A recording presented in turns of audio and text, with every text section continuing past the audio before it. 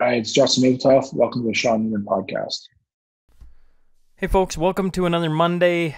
As I'm sitting here recording this, I just got done doing, I don't know what everybody else is doing to stay active, but we've been walking a ton, trying to get the kids outside as much as humanly possible, but wife and I have been doing beach body or what have you, and I just went through about a half an hour doing punching the air and felt like a complete and utter moron.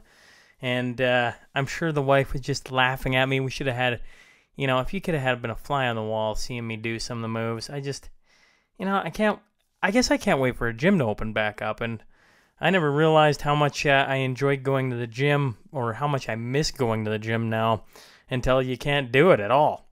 And I'm no gym rat by any stretch of the imagination, but just getting some weights and doing some actual lifts instead of just kicking air, man alive.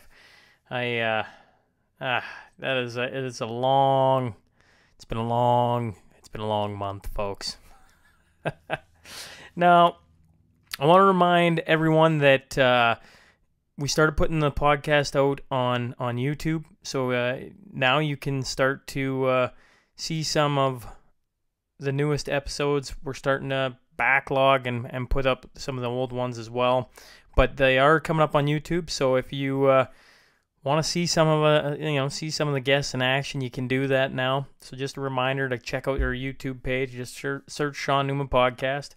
Like I've been doing for the last several episodes, if your business is looking to get some info out for free right now while this COVID thing is going on and everybody's got store hours that are fluctuating, they're not open to walk-ins, you're doing curbside pickup, that kind of thing. If you got a message to get out, let me know, and I'll get it on here. So just look me up, Instagram, Twitter, or Facebook. Shoot me a message, and like I say, we can get you on here. So first off, Malcolm Radke and the Lloydminster Regional Health Foundation, I'd like to say thank you to our local frontline healthcare workers.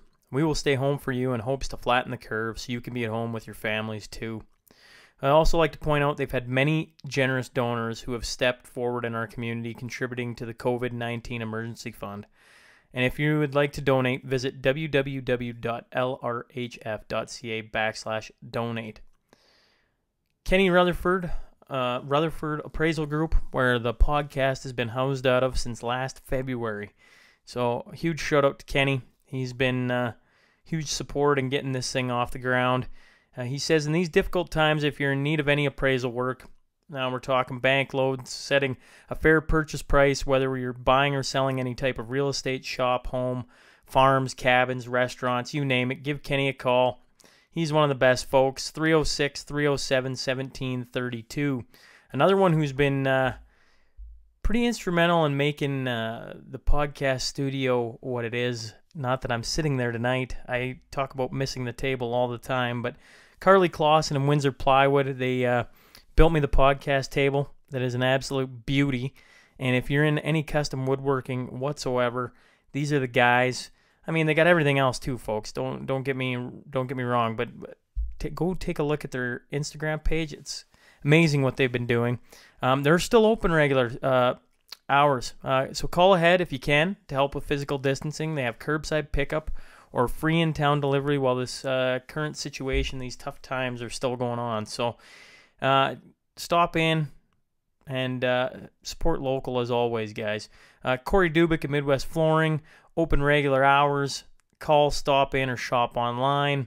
Lori LaBerge, Abbey Road Flowers and Gifts. They're temporarily closed to walk-ins, but are doing curbside pickup and free in-town delivery. 780-875-2211, 10 a.m. to 2 p.m.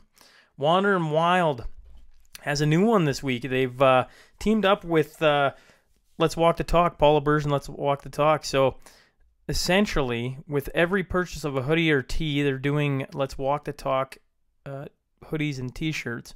$10 will be donated to Paul's organization. Not only do these funds or donations help with this walk by providing fuel, food, and water and hotel expenses, but donations will also go to Project Sunrise and the Thorpe Recovery Center. If you'd like to donate to Paul's walk, please visit his Facebook page, Let's Walk the Talk. Or if you're looking to get one of these cool shirts, check out Wander and Wild Apparel. Grid Athletics, check them out on Instagram or Facebook. They still have their deal going on where if you spend $100, you get $25 back in a local gift card of your choosing.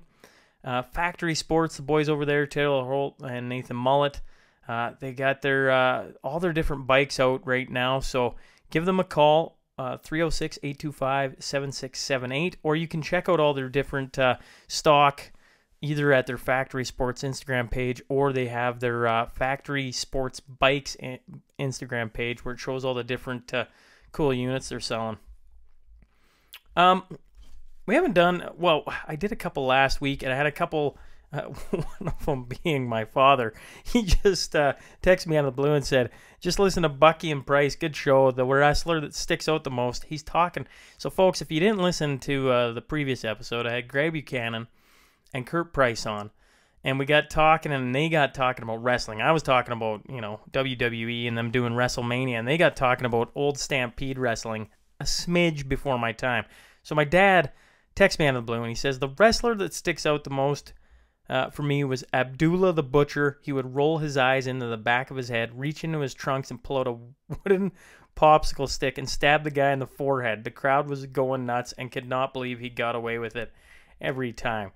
I have no idea what he's talking about, but it sounds fantastic. And then Shaun Priest again, he said, hey man, listen to Skips. He's talking about Skip Craik. That was a long time ago.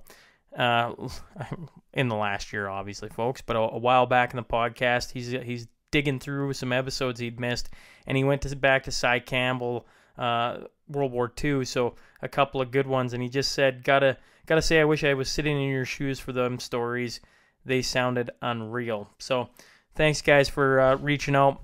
Now, here's your Factory Sports tale of the tape. Born and raised initially in Paradise Hill, Saskatchewan, and then at a young age they moved to Calgary, Alberta. He played his WHL career for the Red Deer Rebels. During his 20-year-old season, he would put up 120 points in 70 games. He was nominated, or he won, the league's most valuable player that season. Along with his personal success that year, the Rebels would go on to win a Memorial Cup 6-5 in OT over Val-d'Or. Of all, just to win a Memorial Cup would be amazing. Then on top of it, in overtime. He was drafted in 1999 by the New York Islanders in the 5th round. From 01 to 05, he spent time between the Islanders and Bridgeport, their AHL affiliate. And from 2005 to 2012, he played overseas in Finland, Sweden, Germany, Austria, and Switzerland. Of course, I'm talking about Mr. Justin Mapletoft. So, without further ado,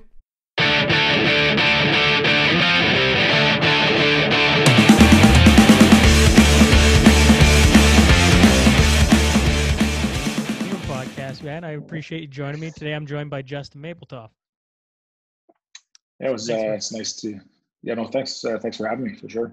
Yeah, well, I've been touching base with you now for probably 8-9 months. I know people who listen to the podcast regularly hear that about a lot of people. With the current situation, I'm trying to make the best of it, and the best of it is open it up to technology, and that allows the whole world to connect. So I appreciate you taking some time. Yeah, no, like I said, it was, we've been communicating for quite some time, and obviously schedule allow us under these not so great circumstances to connect up. So it's good. How are things in Calgary? I know in the world of Alberta and COVID-19, Calgary's kind of been, I mean, if you can say the epicenter of outbreak, it would be. Not that it's a giant outbreak, but it is the spot that has the most cases currently. Yeah, it's definitely interesting, right? I think that I'm always kind of the person kind of interested in what's going to happen afterwards. I would say that a lot of people in this situation right now, where we're sitting here, people going to the grocery store and nobody walks beside each other, where everybody's trying to keep a distance. I was saying to my parents the other night, they're snowbirds, they're down in Arizona. And I was saying to them, driving at nighttime, it's like a little bit eerie, there's no cars on the road, and it's, nobody's out, no restaurants, no lounges, no bars, no entertainment, where it's just everybody's home and confined, right? So I think to some degree, I think people are taking it obviously pretty serious. Hopefully we can, keep this, contained for this period of time and have some kind of loosening after this. to come out of it and then start kind of life back up again, right? So hopefully that's coming. But as far as listening to the media and outside world, I mean, who knows what that's going to be, right? So. Yeah, well, you can't listen to. You need to listen just enough to keep informed, but not too much to make yourself go crazy. Exactly, right. So. Well, I want to talk. I followed your career when I was younger. You originally being from out in this area, you're a name that a lot of people followed. So I was curious though, because when I started digging, I didn't realize you played as much minor hockey in Calgary as you did, and I thought maybe we could start before that because I know. I believe you're originally from Paradise Hill, that country. Maybe you could just talk about how you got to Calgary and where you started from. Yeah, like any good Saskatchewan boy, you grew up on a slough. That's where you learned how to play hockey, on the black ice of a slough. You triple a few beaver runs, and you kind of fall on the ice and learn to survive that way. And over time, I guess, growing up in Fort Pitt, and that's where the farm was at, and all my relatives, and playing minor hockey through Paradise Hill. My dad, from his, and as everybody knows that area, is a little bit of a wild side. He was involved in a few too many car accidents over his time. And he couldn't handle the farm anymore. And then he made a step in his life and his career, and we came to Calgary. I think it was in '91, and then I started playing minor hockey in Calgary. It's interesting because I try to explain to people when you're younger, you grew up in those areas of the world.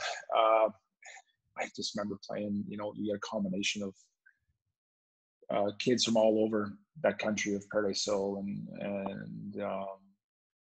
St. Walburg and Onion Lake and Hillmont and all those different areas, right? You combined everybody together, and two, you probably don't know what the age of some kids were when you're playing with in that area of the town, because I think everybody just wanted to play and you just combined everybody together. And then when I moved to Calgary, it was tryouts and different levels of kids, and it was quite interesting, because obviously coming for the first time, for everybody just wants to play hockey, and you only play hockey for when the ice gets in, to when you come to Calgary, it's pretty much you can almost play year-round hockey, and then there's tryouts. So that was obviously interesting, and played minor hockey through Bull Valley organization, Southeast Calgary, and then worked my way up through that to to the Buffaloes organization, which is their what they call just a more elite group, I guess. Out of house league, it's more competitive, and then worked my way all the way up, and then obviously into junior, into Red Deer, and then off into my career pro. With the Buffaloes, did you play in a line with Danny Heatley? Yeah, it was kind of a funny one, actually. Is for the water, there was being dispensed in that area of the town. I don't know what it was about that age group too, because there was actually a line of the Buffaloes. It was Danny Heatley and Chris Clanis. Another guy played BU, I think Boston, or is it BC, Boston College, and Heatley. Both guys played pro. Myself played pro, and then Ben Canop was another guy, played junior and a bit of pro. Yeah, there was quite a few guys from that same area of town, same age group, that all kind of played pro together. So it's funny enough, we were all on the same team, and I think it was my first year minor Bantam. I think it was one of those years where it's. I think I only remember this is because I think we played provincial finals and they called it after one game. Just due to the fact, I think, the score was outrageous. There wasn't too much competition that year. With the lead players that we did on the team, it was pretty interesting. So, do you remember getting taken in the Bantam draft at all? Yeah, it was it was more. Not so much. I remember getting a call from a guy. His name was Patty Matsuoka. He was he was the scout at the time for Red Deer. They drafted him and a guy named Carter Sears out of Red Deer. They drafted me. Didn't really know much about the draft. It was kind of one of those things. You know, it's funny. The only reason I only kind of knew a little bit of the Western Hockey League was, and I don't know if you maybe had him on the show, maybe not, Travis Clayton. Because he was, I think at the time he was drafted to Saskatoon. But it was like one of those circumstances where they took him at a really young age. And I think that's the only reason I knew of the Western Hockey League. And then obviously I was good at the time, good friends with our family friends. We were friends with the Reddings, right? So, you know, Reds, he was, you know, drafted to Brandon. I kind of knew of that too, right? But didn't really know too much about it. And until after I was drafted, and that's where you obviously find out a little bit more. It's pretty crazy. There, right? So, it's pretty crazy in how many years that, I mean, it's a few years back now, but it's drastically changed. The Bantam draft, how many eyes are on it. Everybody knows about the dub now because I've had a lot of guys from your right around your age range that, you know, got a phone call, said you've been selected. You're like, oh, sweet, right? Didn't know much about the league. Kind of showed up, went to work, and it just kind of carried on from there. Yeah, it was definitely right, because I just don't think that they don't, like, in all reality, the media and attention and the way you connect with people nowadays and YouTube and so on and so forth. Like you're seeing kids nowadays at, you know, 10 years old doing stuff that I could never even think of trying, and they're doing it, right. So and you're watching them on YouTube, right? So then you see these kids and they play, and then obviously they get drafted, but then you know, the visibility they have, it's crazy, right? And us at that time, like you said, it's a phone call, right? You don't, and then it's interesting because I think my parents got a piece of paper in the Calgary Herald at the time, or Sun, or whatever it was, and it would show who was drafted, right? And then you see who the top guys were, and then you're like, where did this guy play? You know. But nowadays, like you said, you could probably pick kids that are going to be drafted 2 years from now, and you can watch them on YouTube, right? So definitely a little bit different, I guess, probably nowadays to the time when I was drafted, for sure. So yeah, well, like we're doing right now, technology's just opened everything up. Every kid, no matter where you're playing, if you got a phone out, you can put enough videos up, and if he's doing talented things, people are going to know about him. Oh, for sure. Kids sitting on the outdoor rink doing kind of stuff, or things in their backyard doing stuff, or whatever it is. You know, in a different sport, when I was I can't remember, I'm thinking Bryce Harper. I was in college, and what year that was, 2010, somewhere right around there. And I remember him playing as an underage in college, hitting home runs. And that was one of the first global sensations that was on YouTube, and you could watch him absolutely crushing the ball. And it's evolved since then, like 10-fold. Yeah, exactly, for sure. Yeah. I don't think that. You could show a quick glimpse of a kid in a game, right? And you just pop it right away on YouTube, and then boom, it's spread, right? You just check this kid out, watch this move, and then before you know, you're like, wow. You know, every guest that comes on, I got a few similar steps I do, right? So one of them is you always check YouTube, because it's like, oh, maybe he's got a good tilt, a good goal, or whatever. And the older you go back, unless they're Bobby Orr, there's just less and less and less. But the younger they get, like the guys that are in the dub right now, it's like crazy amount of content on, like, too much. Like you can't get through it all because there's so many videos and highlight reels and everything else. Oh, I would take it to the way of, I was fortunate enough to, when I was playing pro, they'd have a VHS, and then we watched game tape, and that was about all we'd kind of back play and then go from now. I wouldn't even want to be involved in what a session looks like, a video session nowadays, because they could dissect your game at every angle for every second. Like, it'd be a little too much. The old VHS tape. That's awesome. Yeah, for sure. Talking about Danny Heatley just for 2 seconds. I talked to Gord Thibodeau roughly 4 or 5 days ago, and we got talking about him playing in Junior A and how good he was at the junior level. Back when you played with him, was he was that good?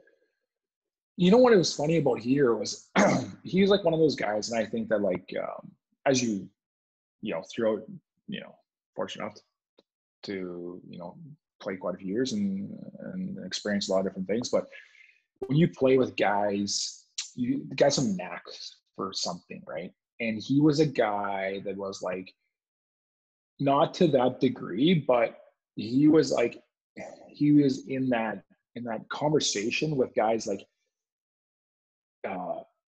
you get a puck anywhere in the vicinity of him and it's in the net, right? Like it's not like when he's in the offensive zone and he gets a puck where it's a one-timer, it's close to the net, wherever it is, it was in the net. He only needs one opportunity and puts the puck in the net, right? And I think when we played, we were all young and sure, we're all pretty good. I think where he like really blew it open was I think when he started playing junior A like Canucks, or maybe the year I didn't play with him the year before that because I went off and played junior, and I think he played AAA midget and I was in junior. Or no, sorry, I was in I wouldn't play AAA midget and he was in Major Bantam. I played as an underage AAA midget and he played Major Bantam, and I think those kind of years where he started really lighting the lamp, right? But then when he played whatever AHL or whatever like that, I think he was 50 goals in 50 games, whatever. I don't even know what he was, right? He just started blowing it open. Then when he even played college, right? He just then really into that. I just remember Thibodeau telling me that he was by far the best player he'd ever seen play in the AJ. Yeah. So. Yeah. Like I said, like he's one of those guys. I think. Yeah, like I said, like you get it's to some degree, but it's like obviously I think of like it's funny enough, of all the years I played hockey, I'm not a hockey guy anymore. I don't, even before this thing, I don't watch it. I don't so what do really you do? pay attention. I got 3 girls, so life's busy. How old are your girls? 9, 4, and 2. So life's busy. And to be honest with you, I don't have cable, so I only watch stuff on like the internet, kind of that kind of stuff, but like Netflix and that kind of stuff. So yeah, I don't really pay attention to it. So but I do watch them. Have you gotten into Tiger King? No, I haven't. Yeah, I haven't got it. Like I can't even get. Yeah, my life right now, especially right now, is I can't even get into. I don't even get a show at night. Like I can't even. That's not even possible right now. So with work being busy and home life being busy, so it's just like But I do watch the occasional time. I do watch the highlights, but I still like watch them. But I think about like guys like he's still my favorite. Like Ovechkin, what this guy's doing right now is like this guy's it's amazing what he's doing. Is he going to break? If we didn't have if we get to go back playing hockey, right? So we miss out on the end of the season, but starting next season, away you go again. Does Ovechkin break Gretzky's record? I don't think he does, but I do think he comes maybe that second or third guy. I think eventually will happen. I think just the years will catch up to him, and he can't. Gretzky had those 70 goal seasons, right? And Ovechkin's scoring 50 a year, which is especially in a day and age where there's the average goals per game, and he's still scoring 50, which is crazy. Especially for a guy that like for us that played hockey, like exactly the spot he sits in every single game, and everybody knows, and the goalie knows, and he still scores, which is right. But that's the thing where I was getting back to is you get the puck to him and he shoots it and it's in the net. He only needs one shot and it's going to be in the net. And that was like Heater back in the day when he was younger, first couple of years pro, right? Like he just, he gets out in the open ice and then gets an offensive zone. He dishes off to somebody, and then once it gets back to him, it's no chance. It's in the net, right? If you go to 50, he scored 50, right? So not easy scoring 50. He did it, right? So. Yeah. Well, let's talk about going to Red Deer. You get drafted in the Bantam draft by Red Deer. What was your first dub camp like? Because you would have been, 16 at that time? Yeah, I was 16 at the time. Or no, my first, my first dub camp was 15. Yeah, 15 years old. I don't know what it is. It's not maybe a good thing. My memory's not very good for all the years I played, so I don't know if that's as good. But there's some things that do come out to me. I remember, but one of the things I still remember from my first ever, there's different things from all the different pro camps I've been involved in, but my first pro camp in the Western League was, I remember a guy named Lloyd Shaw. He was a 20-year-old at the time, big defenseman, mean defenseman, Red Deer. And him and Aaron Asham were going at it, and Shaw had his nose was broken so many times over the years and was really bent. Obviously, going into training camp for some reason, probably from the last year, probably some fighting. But Ash said to him, he's like, you know what, Shaw's, I'm going to put your nose back in place. And I remember hearing this as like 15-year-old, and I was like, what am I involved in right now?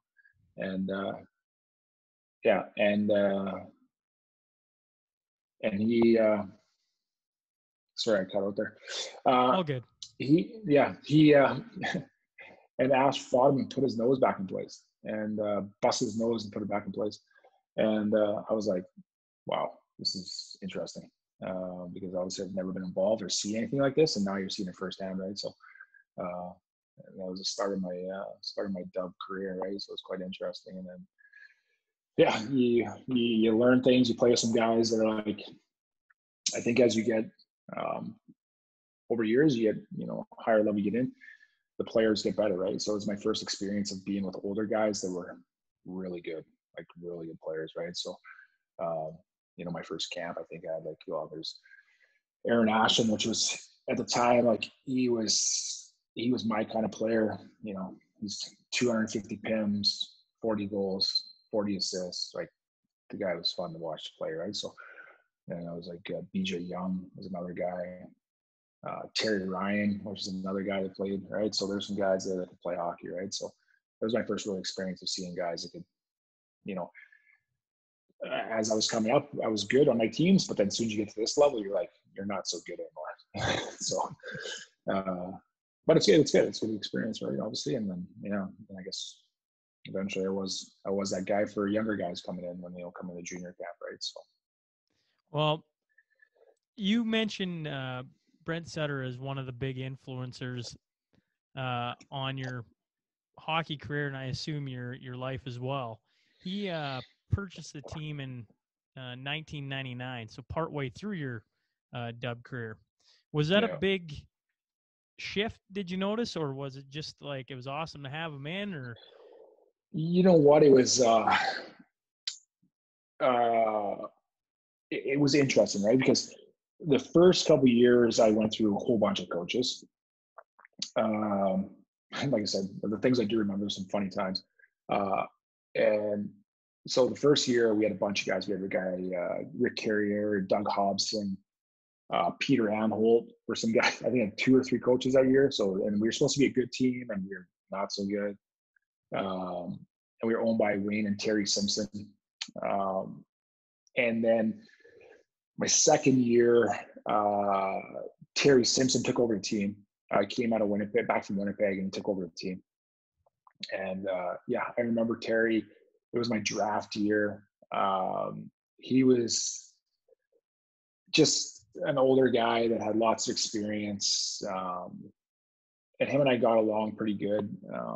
But obviously our team was not so good, and so on and so forth. But there's some funny stories because I remember one time Terry said to me, he goes, Justin, who do you like to model your game after? And I was like, well, I really like Forsberg at the time, right? And he was like, I kind of like Forsberg. He's a two-way player.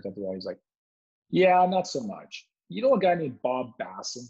And I was like, Bob Basson? Who was Bob Basson, right? And he was like, yeah, you should model your game around him. And I was like, this isn't so good. He modeled after Bob Basson, but he did have a few years in the NHL, so probably could have helped modeling my game after him, but it didn't work out. But and then I had Terry, and then Brent took over the team my third year, and the Simpson family sold to Brent. And to be honest with you, it was I got drafted to New York, so the camp. But I also had a World Junior Camp that summer too. first World Junior Camp. So, and it didn't go overly that great. Due to the fact I'm kind of the guy who the last game of the year I put my skates up, and then the first training camp or first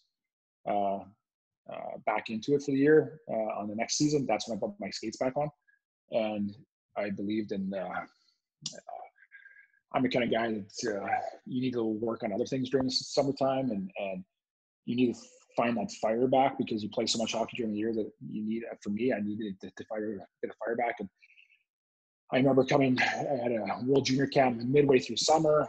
I didn't want to be there. I would rather be on a golf course or out training than sitting in a hockey rink right now. So the World Junior Camp didn't go over so well. And I remember Brent being the coach, and him and I did not get along off the bat, actually. It was pretty two heads butting each other. Actually asked my agent at the time too. I was like, I think I need to get out of here. If he's going to be the coach here and owner, then I need to leave.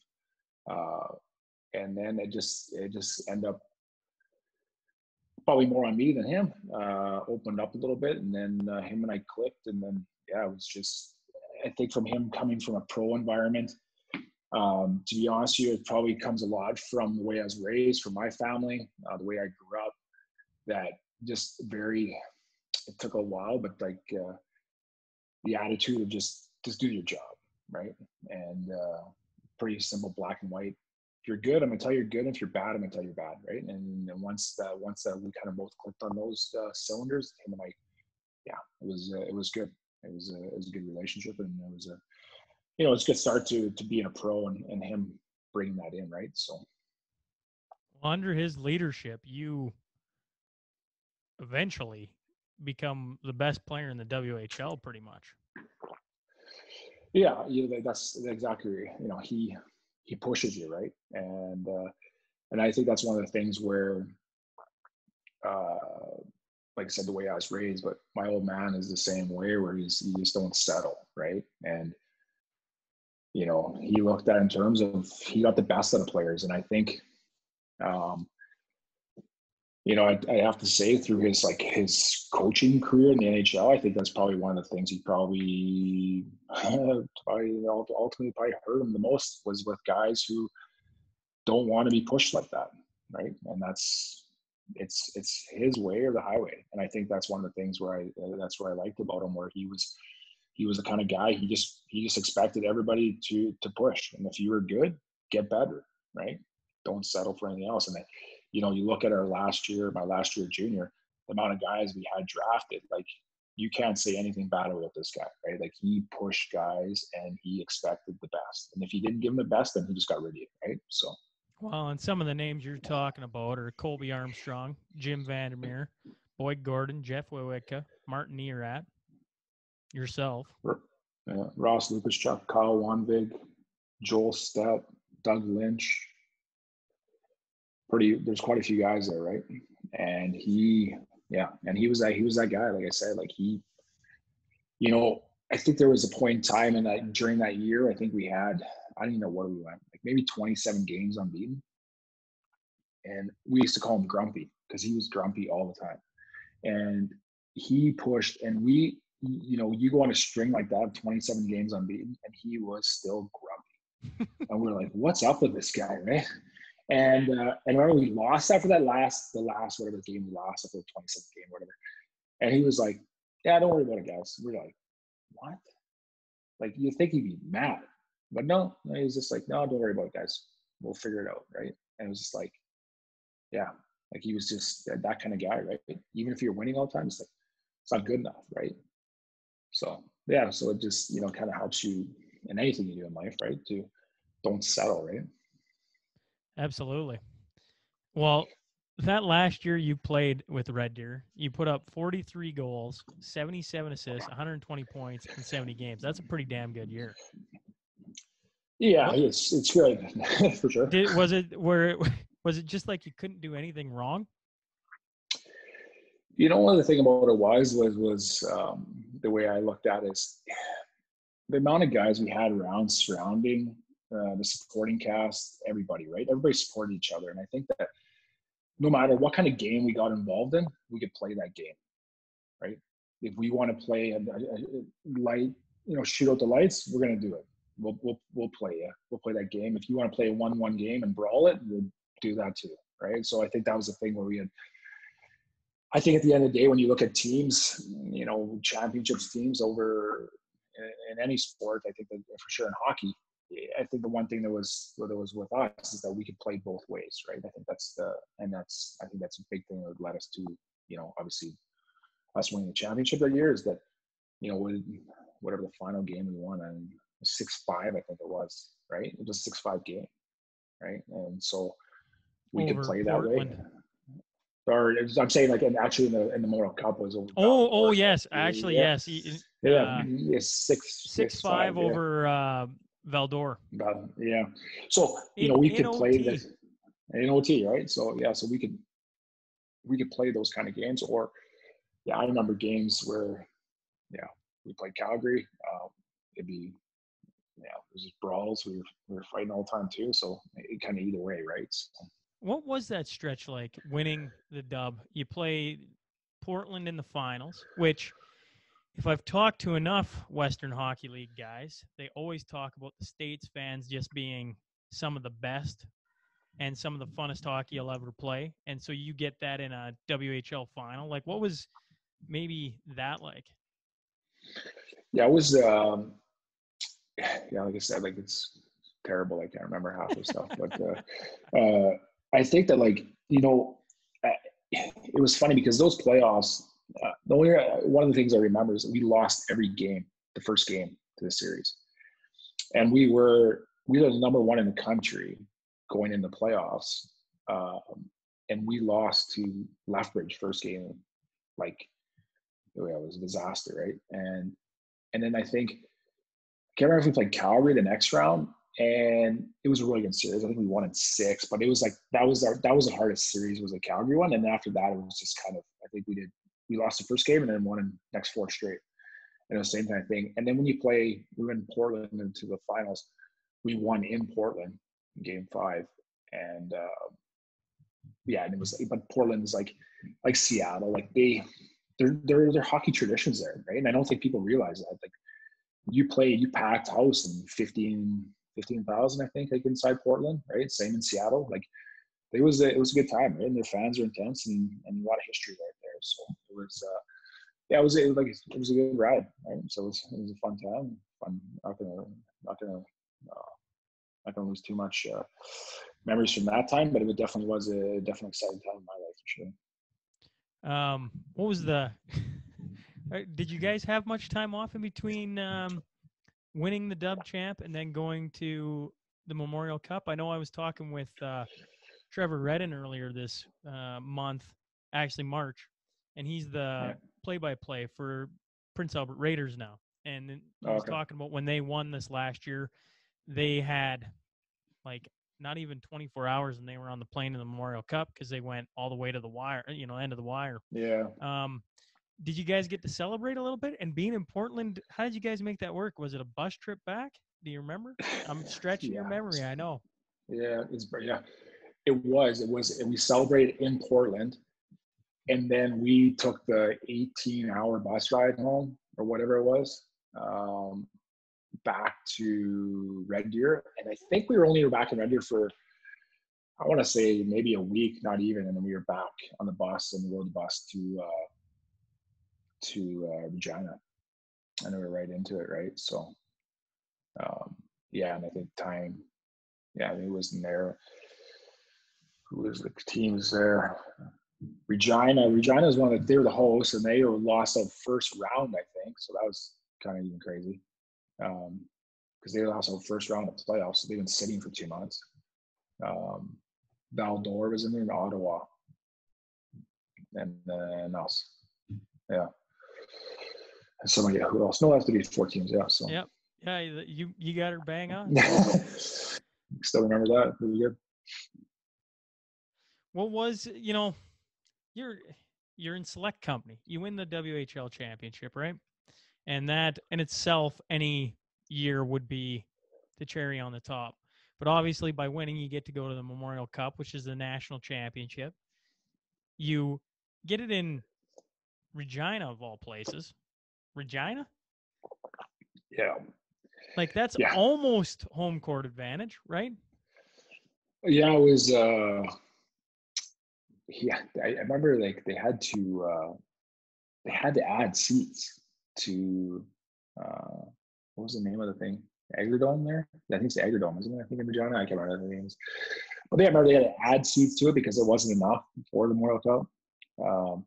And two is like, it was kind of interesting too. Like we touched on basically a little before, but like there's a little bit like I think Sportsnet started doing Memorial Cup. I think maybe that time, maybe just a little bit, just touching on it. So a little bit of media coverage now because now you're in the national championship. So yeah, it wasn't the traveling out to somewhere out in the east. Yeah, it was Regina on a bus ride, right? So, but yeah, definitely a fun time for sure. What was you were a nominee for CHL Player of the Year, and the two other guys that were in there were Brad Boyes and Simon Gamache. Yes, Simone Gamache. Yeah, Simone Gamache. Yeah, Just and I think he tortured won the it, name. didn't he? Yeah, he did. Yeah. He was on Val-d'Or. Yeah. Yeah, he played with another guy named Brandon Reed. I remember those two guys. I played against Brandon in pro. Yeah, so I played with those guys. Well, against Brandon, I knew Brandon, but yeah, at the time, wow, I don't even know what it was. I think we threw up like 170 or 180 points that year or something like that. So a little bit different leagues, right? So, yeah. Yeah. I mean, you saw him for limited time. What was the finals game like? A 6-5 OT win to win the national championship. That had to have been a little bit nerve-wracking, exciting, roller coaster ride. It was funny. It was, it was because, I remember the game. I only remember parts of it, but I remember the game, like we were up 3-1 and then we were down 5-3.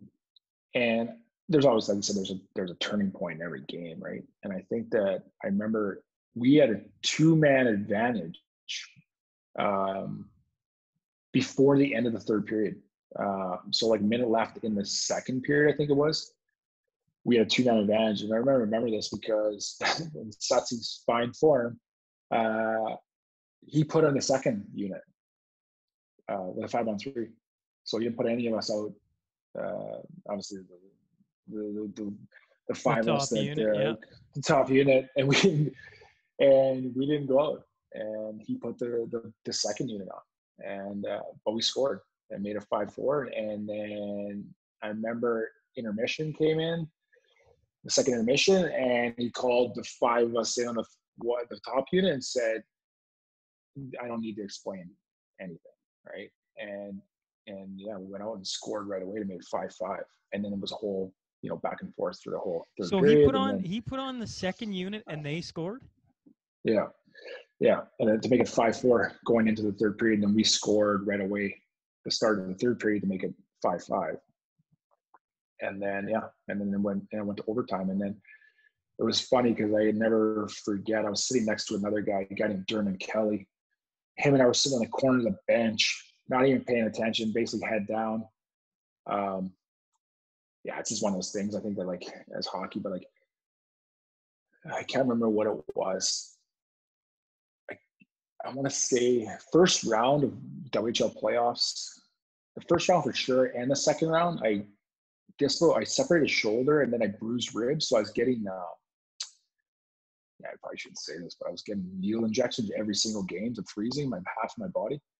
And I remember sitting on the bench just like dead, like just tired. And we scored, and he looked at me, he's like, "We just won." And I was like, "We won?" He's like, "We just won." I was like, "Holy shit." So, but everybody was already jumped off the bench, and him and I were still sitting there looking at each other, ready to jump the bench, and we finally jumped the bench, right? So, yeah, there's some, like I said, some kind of funny moments throughout the career. Definitely, that was one of them. It was a funny play funny play, right? Because I think Jeff Smith was a guy just shot it from the corner, redeflected off somebody, and just because it was a sideboard shot that just went in, right? So Getting froze every game. Did that take away all the pain, or were you still like frig? no, yeah, because I remember I used to get injections in my ribs and then injections in my shoulder at the same time. So yeah, you just covered, right? Look like just track marks everywhere of needles trying to like freeze you up every game, trying to like freeze your body up so you can play. Yeah, because the shoulder was okay. The bruised ribs was the bad one. I don't know for anybody that's ever had bruised ribs, it's the worst. So trying to play hockey with bruised ribs, trying to hit somebody with bruised ribs is another thing too. Well, breathing anytime you're touched. Right? Yeah, it was pretty much everything. Yeah. How about the draft then? You get drafted in the 5th round by the Islanders. Leading up to the NHL draft,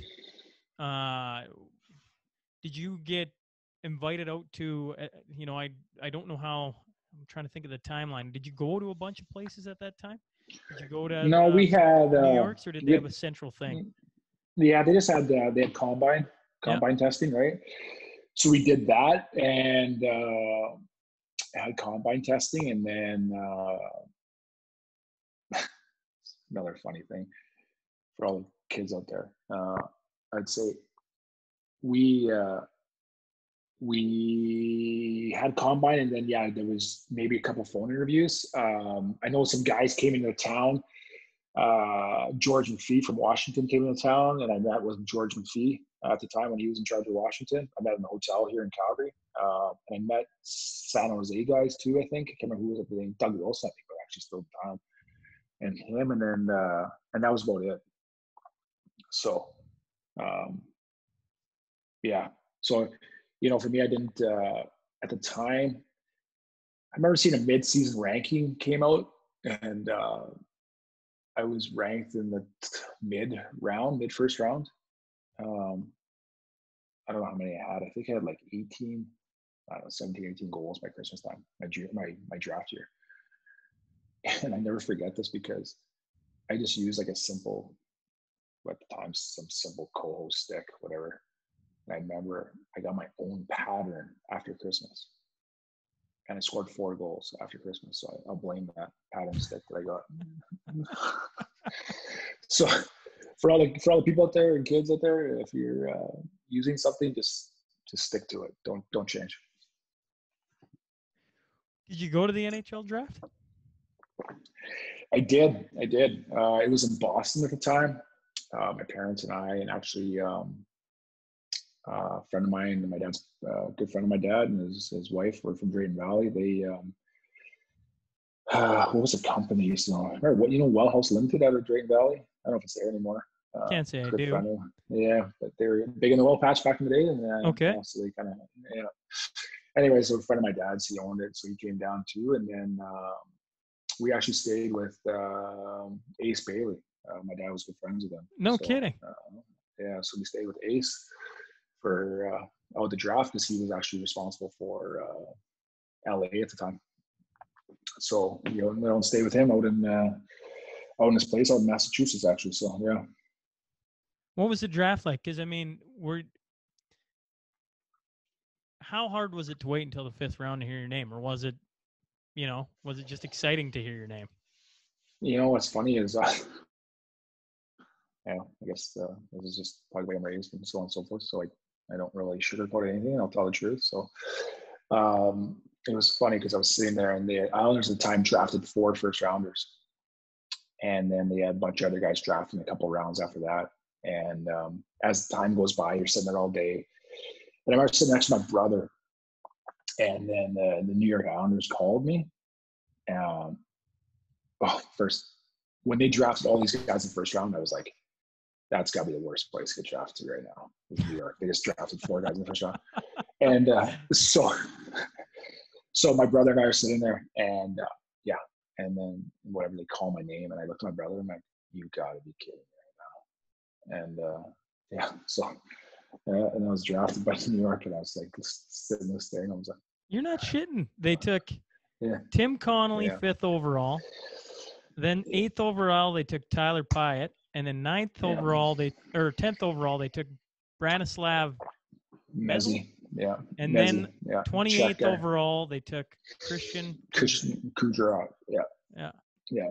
He's a Slovak and a Swede, American, and Canadian Tyler Pyatt. Yeah. So I was like, they had all these guys. They actually took another guy too, like second round, I think it was Matthias Weinhandel. He was pretty good at Swede. And I can't remember who else I forgot. But yeah, they took all these guys. And then when my name was drafted, I was like shaking my head. My brother, my parents were like, "Oh, you got drafted?" And I was like, not impressed.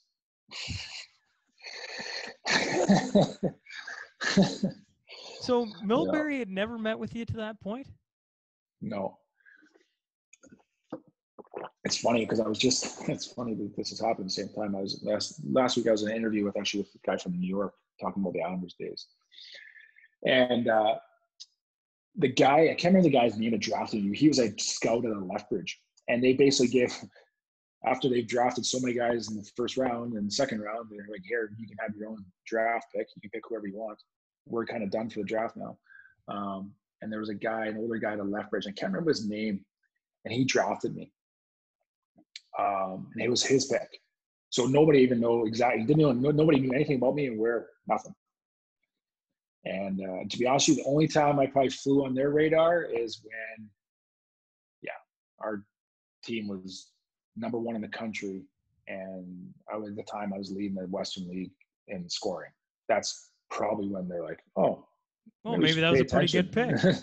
Pretty good pickup, right? Yeah. So. What was the New York Islanders organization like?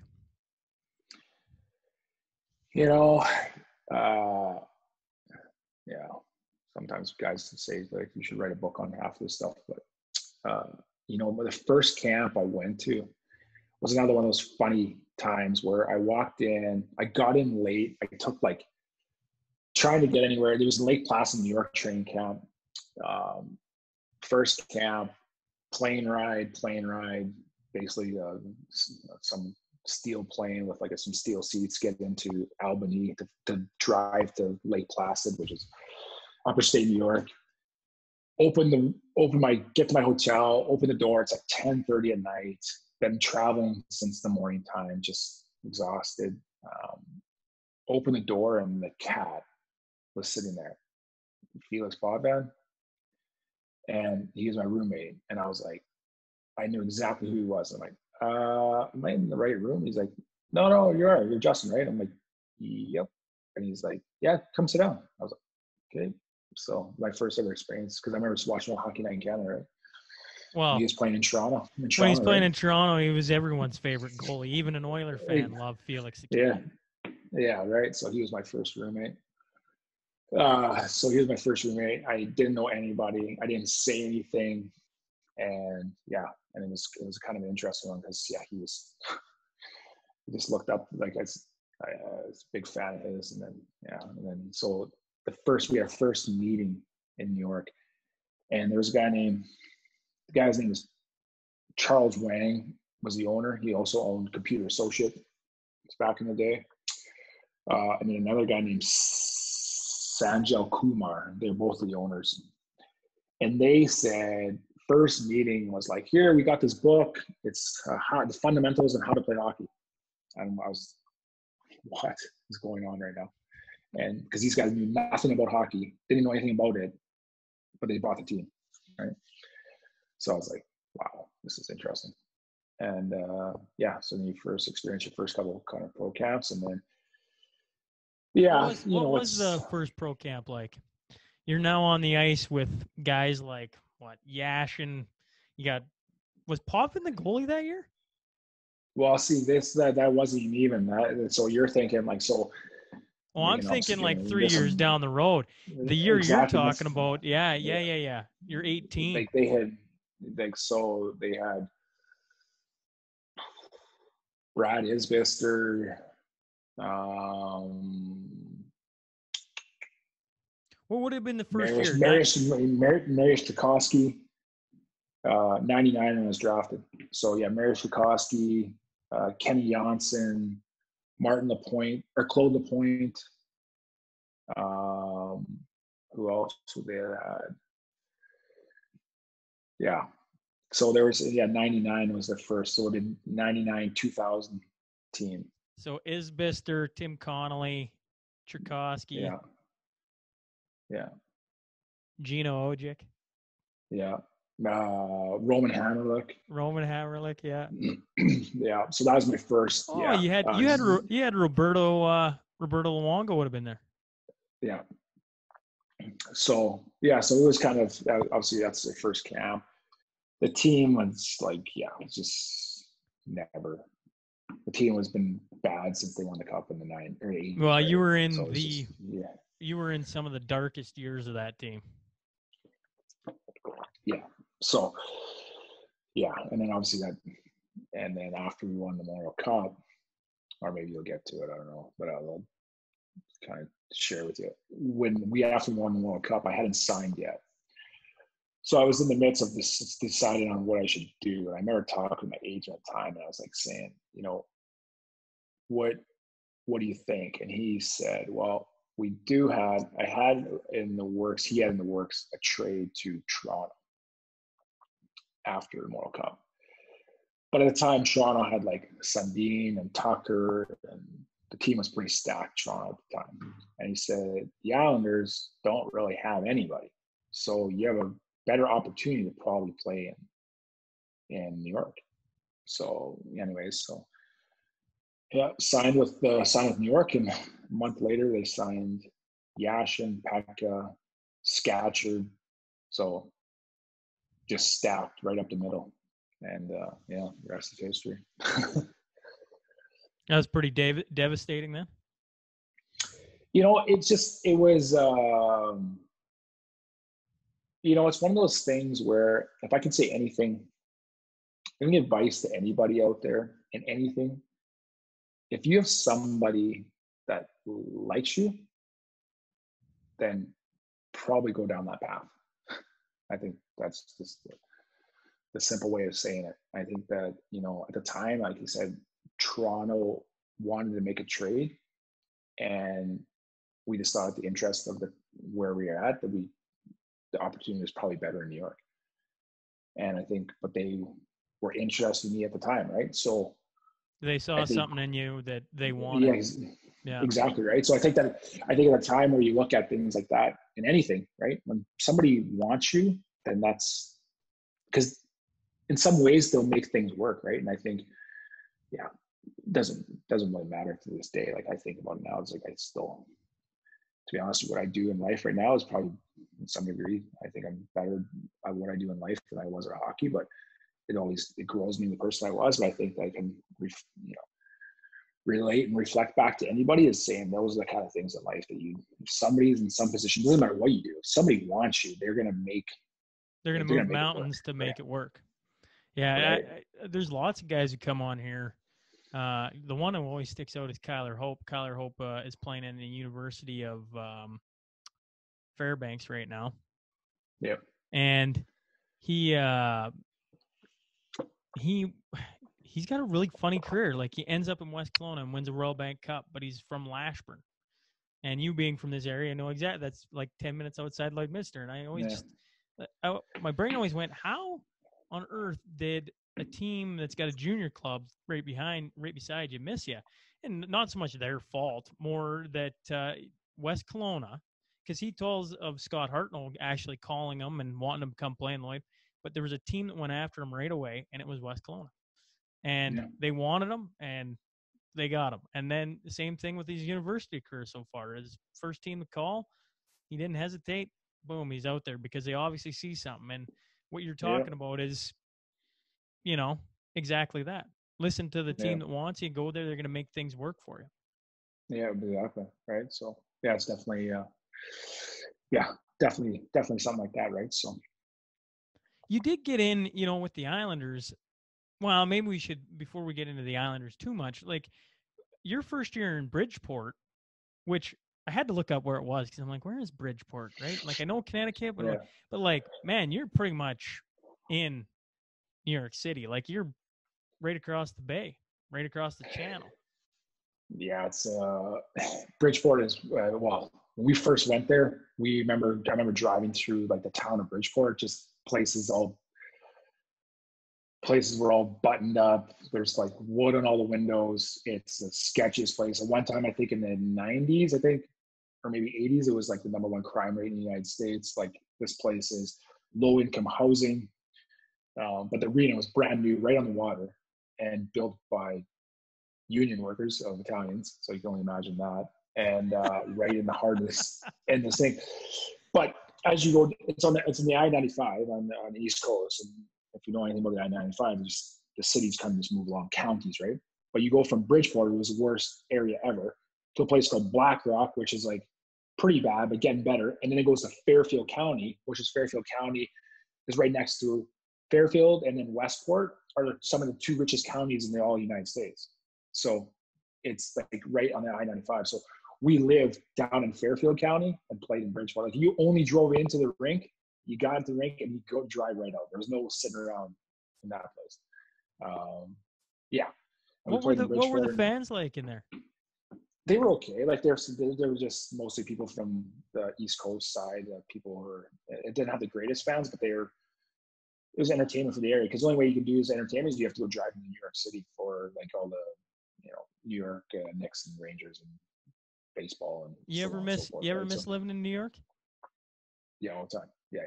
I think it's for me it's the best place in the world. Yeah. New York. I like the fast pace. Yeah. Because I used to live out in Long Island too, so it's a good spot. I like the East Coast. I like New York. It's do you got lots of friends in there right now that going then through all this COVID-19? Like they have been absolutely hammered on. Yeah, I think in reality it would be the same here in Canada if you took the entire Canada and put it in one city, right? I think that's the thing is people don't realize New York City, I think during the daytime, I think it's 25 million people during the daytime. So you think, well, you put 25 million people in anywhere, the rates are going to look a lot bigger than what they actually are, and then they spread out, right? So I haven't really connected. I got some buddies that live in Boston. A couple guys live in kind of Long Island and Connecticut, but I haven't touched base with them since kind of this whole thing's gone down. So, well, how about the finals of going with Bridgeport? You guys go to the Calder Cup finals, lose to the Chicago Wolves, and I was trying to figure out who the big dogs were there, and you obviously will know better than I. The 2 names that stuck out to me were Rob Brown, who, if anybody knows hockey, Rob Brown was a guy back for the Penguins who got stuck on a line with Lemieux, and Yager put up 49 goals in a season in the show. Yeah. And the funny one that stuck out to me was Dallas Eakins, because if you're an Oilers fan, he's one of the most hated coaches ever to come across. And yeah, they didn't. Yeah, they're so. Actually, I only know who would they have been. I think they were the Atlanta's farm team at the time. Okay. I think. Partially, I think. But anyways, the difference for them is like we are the farm team of New York. So all our guys were kind of AHL contracts and some NHL contracts, but we are owned to New York. I'm pretty sure that a lot of those guys who are in Chicago, the owner of Chicago was quite wealthy, and he had his own guys. So downtown Robbie Brown, Dallas Eakins, there was a couple other guys there. Steve Maltice, I think there was another guy there, a big guy. Yeah. A lot of these guys were paid by the owner, not by the Atlanta team. So these guys were all making huge money playing in Chicago, and they weren't owned by Atlanta. So they were kind of like they're owned by Chicago, and then Atlanta had some of their guys down there, but nothing. Like I said, well, we are owned all by the Islanders. These guys were owned majority by Chicago team, right? So, but it was, for me, it was, 2 years of a wild ride, right? We won World Cup. I didn't really train that summer because we finished in end of May, and then June we had, they made this funny thing of usually have summer camps when you're younger, and they made a summer camp for the Islanders. And for some reason, they put it out in Hamptons in Long Island. So the Hamptons is probably like the number one hotspot for rich people in the world to hang out in the summertime. And they rented us 2 houses in the Hamptons for all the younger guys. And everybody came in shape to the Hamptons and left out of shape because it was just a party for a month. And and then we had New York Islanders camp, and then so all of us were down. So the same guys were all there in the summertime, all went to the Bridgeport. And even that year, there's funny things that you remember, but we won like 1-4, lost 4, and then went 25 unbeaten. And it was just, first team, and we were just, it was a lot of fun. It was a good time. Like, we had a lot of fun. And I remember we wouldn't start practices until one of our guys kind of leaned over the board and started yakking. And then our coach would be like, okay, now we're ready to start practice, right? So, because we're having a lot of fun outside of it too, right? So, that year, and it was just a fun ride. And then, we lost in the finals, but it was a good time. I assume that was a bit of an adjustment coming from Brent Sutter and WHL hockey to the AHL and what sounds like a little looser rules. It's everybody's being paid, right? And everybody's paid, and you're paid to do a job. And I think it's one of those things where, like, put it this way, we were playing in St. John's out in the Rock. And one of the guys we were playing, so you always play back-to-back games on the Rock because you got to fly in, you play back-to-back games, and then you have a day, and then you come out. So you got to get out of there. So, we won the first game. We went out after the second game. I don't know what time it was in the morning. And one of our guys got traded, so at the time, and he's like, this is my hotel room. He knocked on the door, and it was our coach's room. At like, I don't know what time, 4 a.m. or some shit. And he opened the door, and our coach is like, just shaking his head, right? Because the boys have been just going hard till 4 a.m. And we played that night. And he just shook his head, and he was like, go to bed. And that was the extent of it, right? But you get paid, and you play hard, and you gotta play guilty, right? So that's one of those cases. The head coach at that time would have been Steve Sterling, yes? Yeah. Did that help? Like, I know in your 2 years where you split a little bit of time up with the Islanders, you had Sterling for your second year, and then your first year was Laviolette. Yeah. Was there a bit of a relationship built there with Sterling? Did that help you at all? No. Not whatsoever. I guess simple terms. Him and I did not see eye to eye. We'll keep it at that. I was a big fan of, I look at throughout my career, I'd say, like, obviously Brent influenced a lot from a hockey standpoint and coaches, but Peter Laviolette was probably another guy too. I was a big fan of. You were a big fan of? Yeah. He's one of those guys, the same thing, expected a lot, right? Didn't settle for anything, right? So, and he was a straight shooter, right? I think that was that's what lined up with a lot of guys. You just tell the honest truth of the coach. Like I said, my old man's an old farmer. It's pretty easy, black and white. Yeah, there's no sugarcoating stuff. Just tell the truth, right? And if your feelings get hurt, then I guess your feelings get hurt, right? So, yeah. And as my wife says, I don't really have that much feelings, so I was rather. I want to hear the truth, right? So it was tough then seeing Laviolette get let go, and in walk Sterling. For sure, big time. Yeah, but like to that, even before that, like even I can look at it. It was a battle uphill right from that point of when they brought all those guys in, right? Because I'm a centerman, a two-way offensive, defensive centerman, play both ends, and you brought in 3 guys that is essentially $20 million in 3 guys. So you're not going to steal ice time from those guys, right? And that was, ever since that kind of from that day, it was like, it was a little bit discouraging to the fact that, you bring a guy in or you sign a guy who's, and then I guess in my position, and what was I going to grow into? Really, essentially, the way I looked at it was like, am I growing to a fourth line centerman, right? You play 6-7 minutes a night. Did you ever ask for a trade out of there then? Oh yeah. Yeah, definitely. Yeah. And it's just, at the time, it just didn't come to it, right? So what was playing in front of DiPietro like? Because you would have had the young DiPietro. Yeah, him and I were buddies. We grew up. We lived down the street from each other. Our first year pro. Well, he lived in Chicago his first year pro because he was a younger. He played as a younger age guy. I think he came because he didn't go back to college. He played as a 19-year-old. He played in Chicago Wolves as a 19-year-old.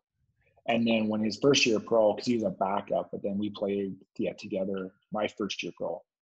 And we had a lot of fun guys that year. But I remember I lived with the guy, Rafi Torres, that played Edmonton there. Yeah. And then he's called Tico Torres, guy from Aerosmith, Tico Torres. And then Steve Alquette was another goalie that we used to live together. And then DiPietro lived down the road from us. And then DiPietro ended up living together. He and I lived together off and on for most of my years when I was in New York. I lived with him in Oyster Bay in Long Island, and we lived together in Connecticut. So him and I were really close. And he was one of those exceptional. He was a physical specimen. That's what he was. I don't think he was too much on the goalie part. Right? When you looked at him, you're like, this guy's on Men's Health magazine. This guy's on a goalie, right? So. And then he ends up signing. What was it? 13-year deal? 15-year deal. 15-year. And it was funny. Yeah, it was funny because he got signed a 15-year deal, and the interesting part about it was that he had like a bad hips, and bad knees when I was playing with him, and Garth Snow was his roommate, which is it's kind of interesting. And then they signed to this 15-year deal, and that's what ultimately brought him down was his hips and his knees, right?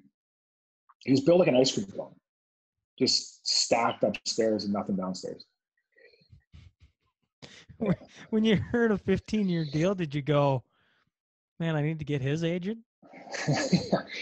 Well, when I saw that, when it came out, I was like, did I miss something? Like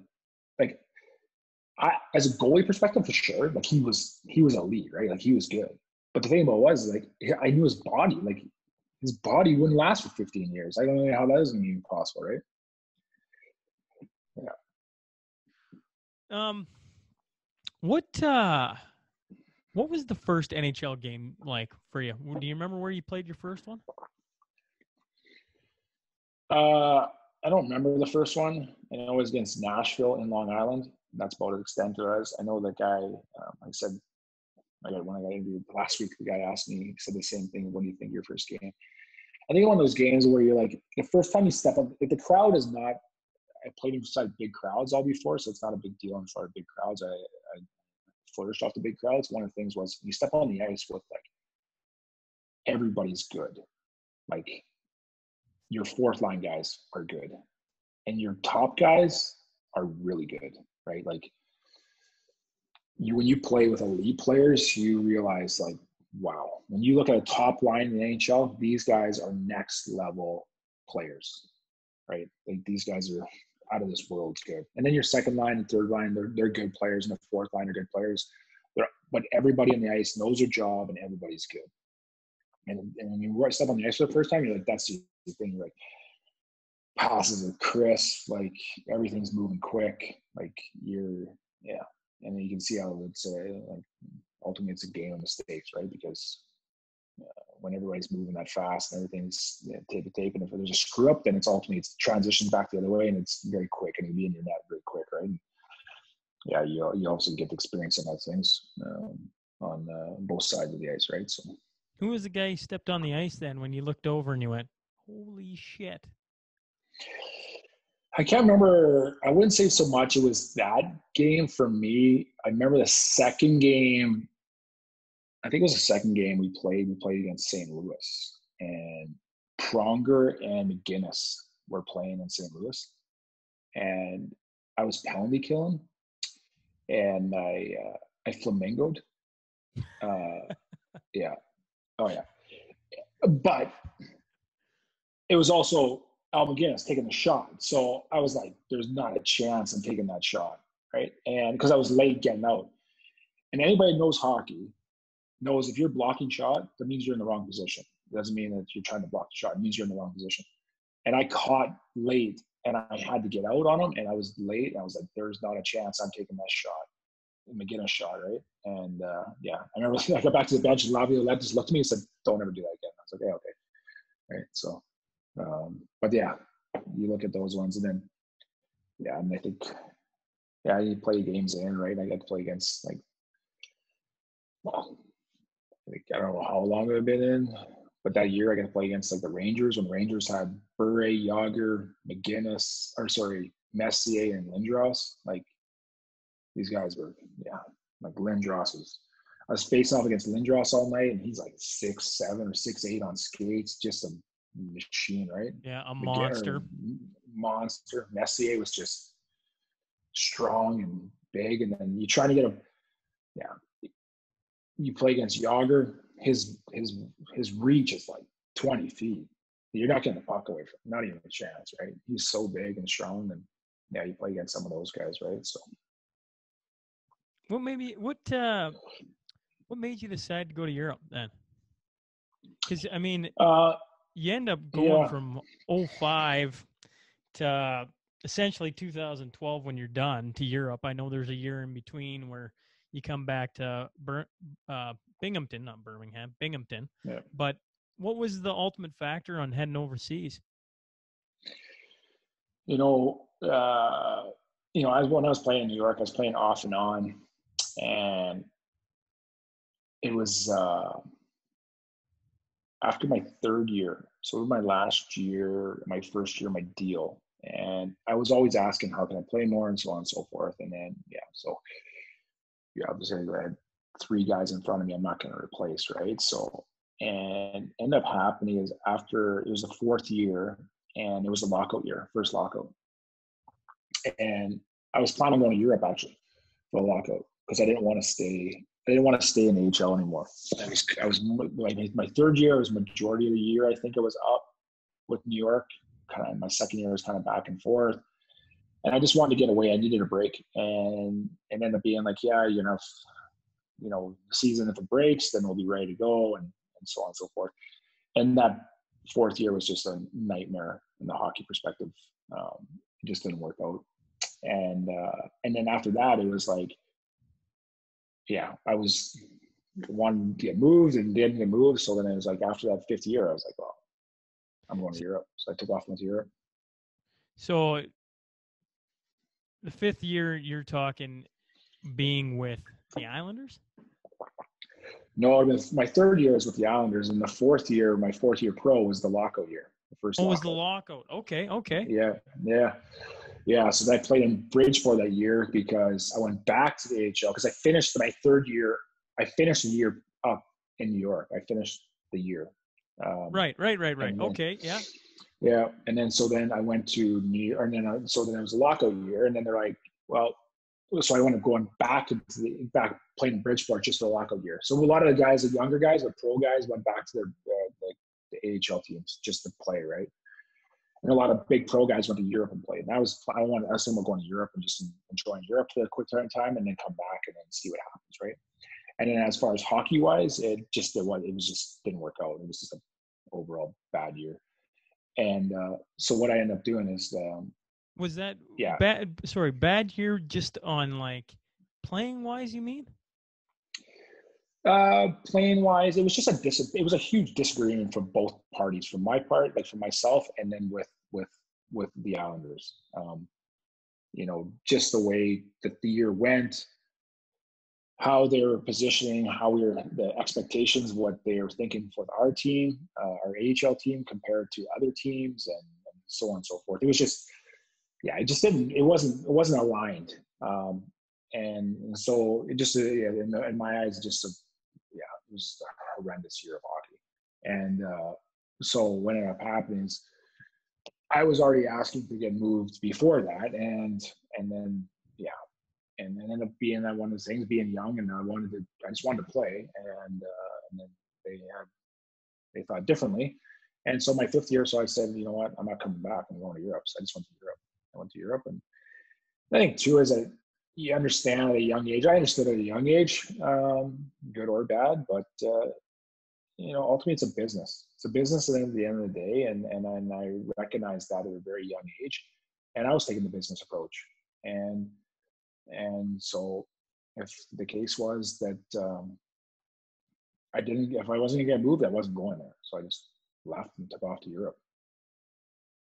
Do you think that that hurt you? I don't know. Like the thing about it was like if you weren't gonna move me, and then you're gonna, I wasn't interested. I guess at the time too is that I loved hockey growing up, and I liked hockey as I got older. I didn't love it as actually more, and I realized it's a business, and you play for money, right? Like these guys, you can see nowadays or whatever it is, and you see guys throughout their entire career, guys making huge money, and all of a sudden like something doesn't work out, and they bury them in the minors, right? Or whatever, bury. It's a business, right? And at a young age, where I was a guy who was, I think it was my second year, I made the team at a camp. I made the Islanders, but because I was the only guy that could clear waivers, they sent me down. And they said, we'll get you up here back as soon as possible, and until we have space or whatever it is, right?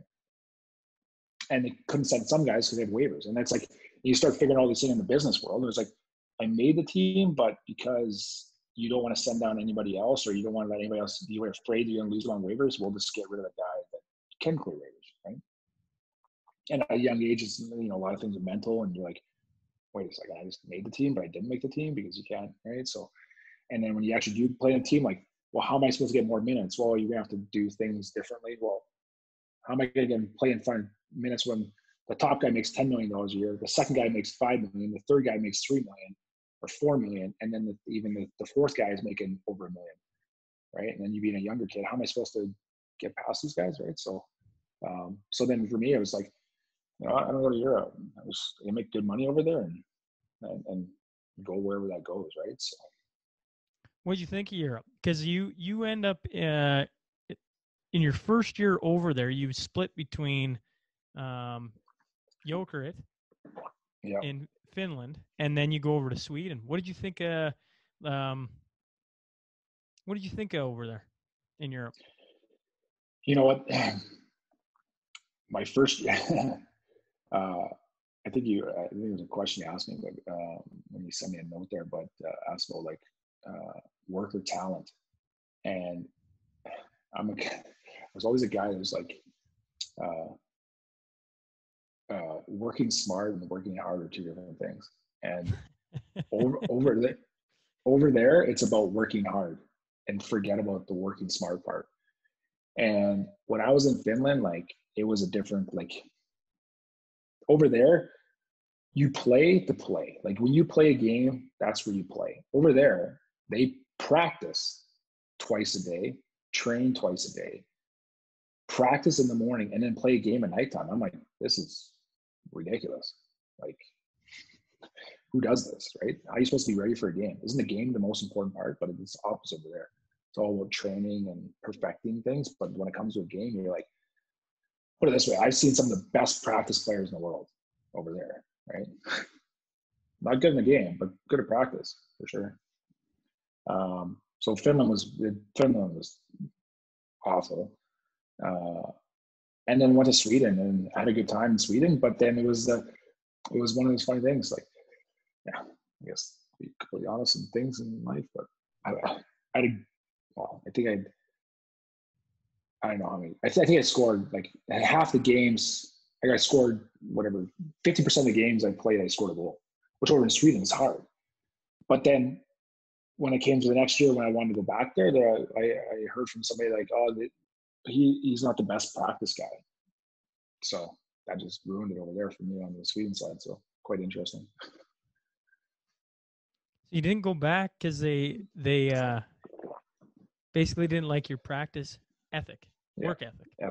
Work ethic. Yeah, my practice work ethic. Nothing against my game, but the practice part. Yeah. So definitely an interest one, right? Like I said, working hard and working smart, two different things for sure. So out of all the places you went over in Europe, because I think if I remember this correctly, so you went Finland, Sweden, Austria, Germany, Swiss, Germany, correct? Roughly? Yeah, I finished up in Switzerland. I finished my career in Switzerland. Okay. So out of those countries, which is 5 countries, what one did you like the best then? I finished my career in Basel, Switzerland, which is phenomenal. It's a great place. I had a really good time there. I liked my time in Sweden too. I lived in Stockholm. So 2 pretty great places in Europe to live. Yeah. And my oldest daughter was born in Germany.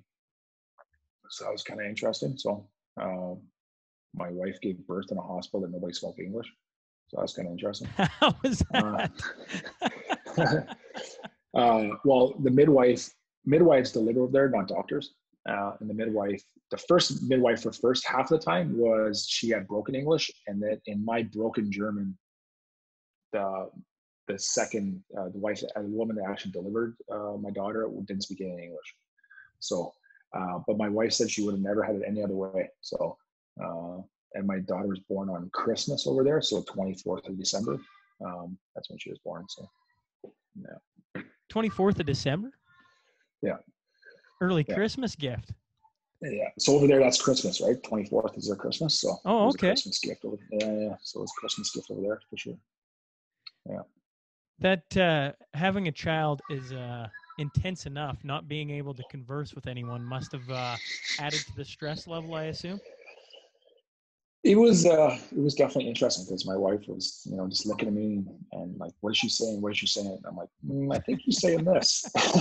Where's your wife from?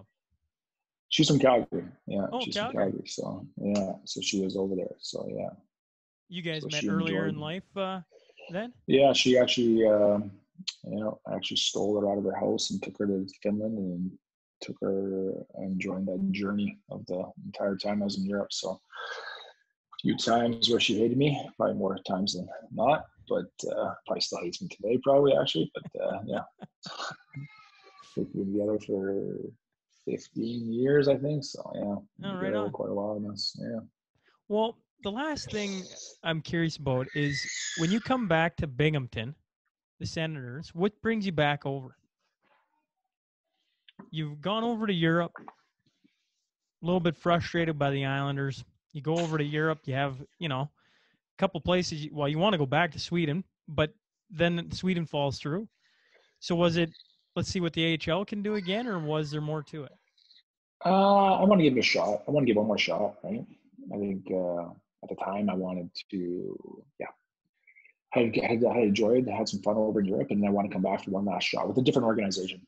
Yeah. And what was Ottawa Senators like with Brian Murray at the helm? Yeah, it was. They still had a really good team. I think their age, they were. I didn't think they had too much as a sporting cast in the AHL. So I was like, you know what? I'll come back. I'll go play in the A, and then put up some numbers and see what happens, right? And give it one last shot. And they like anything else. They had a bunch of kids they liked, and they gave them a shot, right? And then I didn't give them another opportunity. And like I said, I wanted to give it one more shot, didn't work out, and then I went back to Europe. So,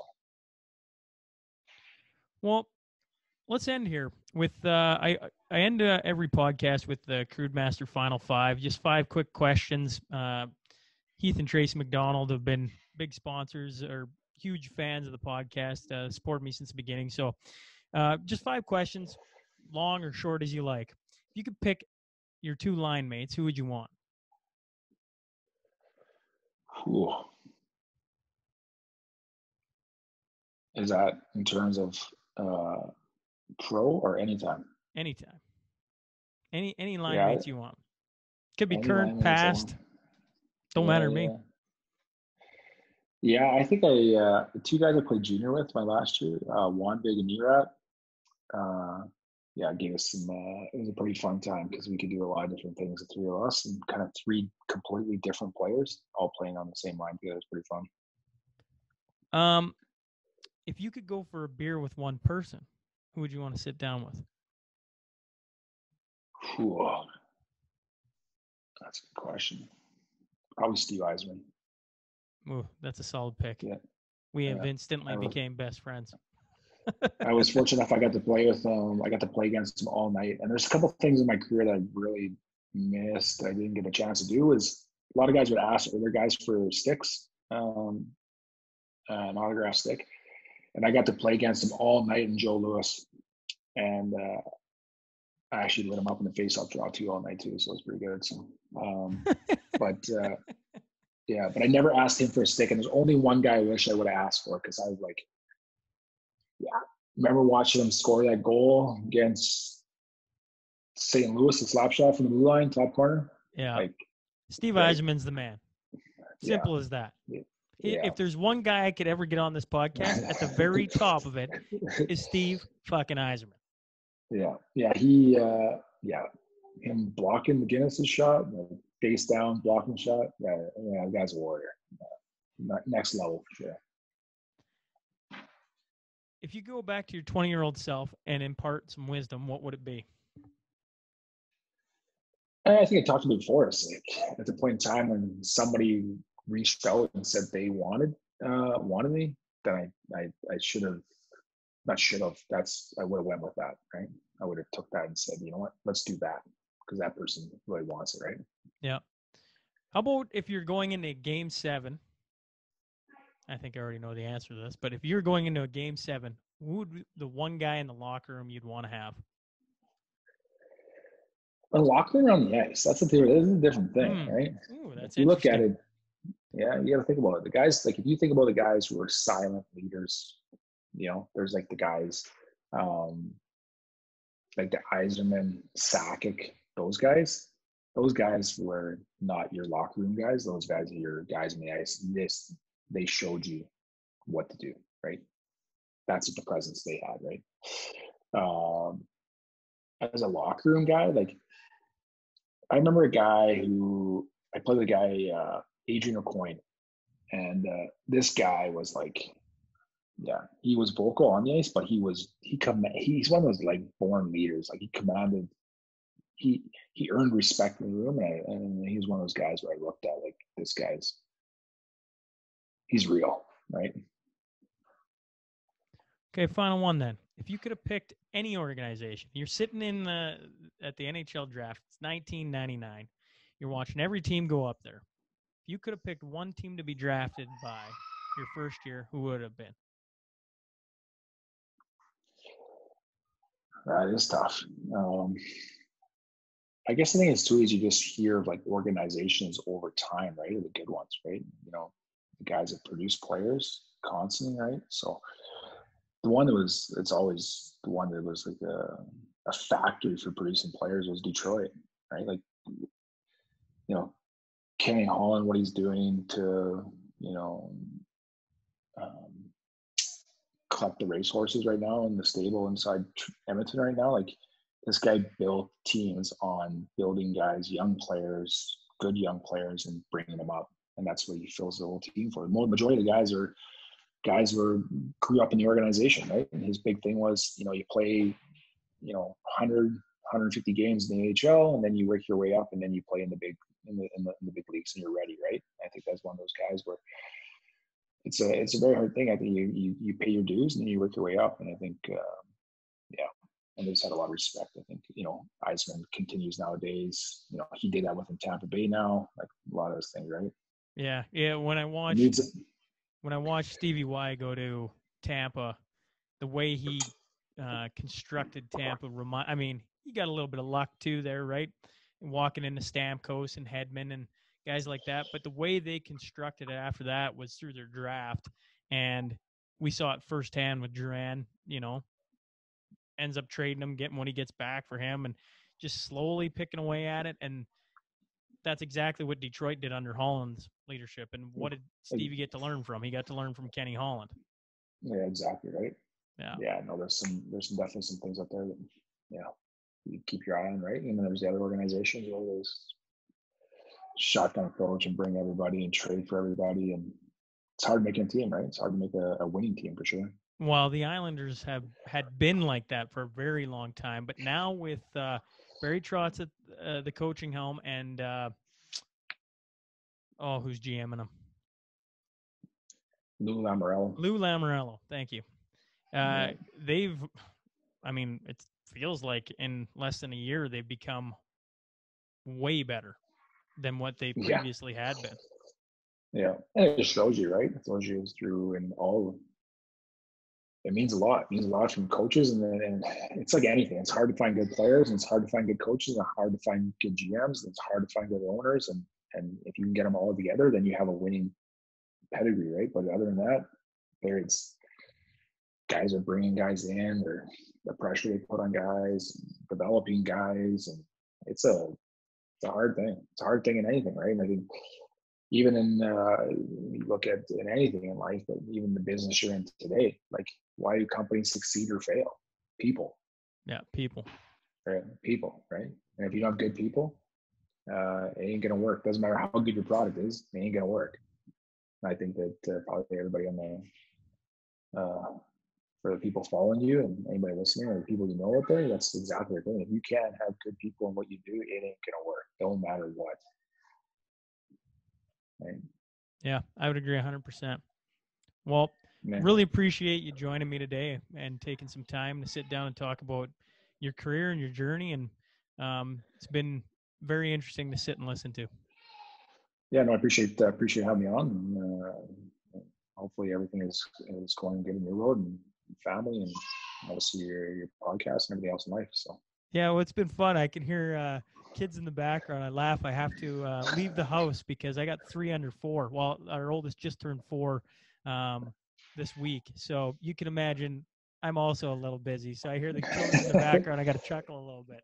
Yeah, no, for sure. It's keeps life interesting. Actually, my middle one just turned 4 this week too. So there you go. Yeah, yesterday. So my birthday party was yesterday. So yeah, it's definitely I don't know. Anybody has kids out there or anything that has something to reflect on or not reflect on, but to put them in a place of happiness. Is doesn't matter what's in life is going on. You go back and sit with your kids and just ground you, right? So absolutely. Now, well, once again, thanks again for joining me.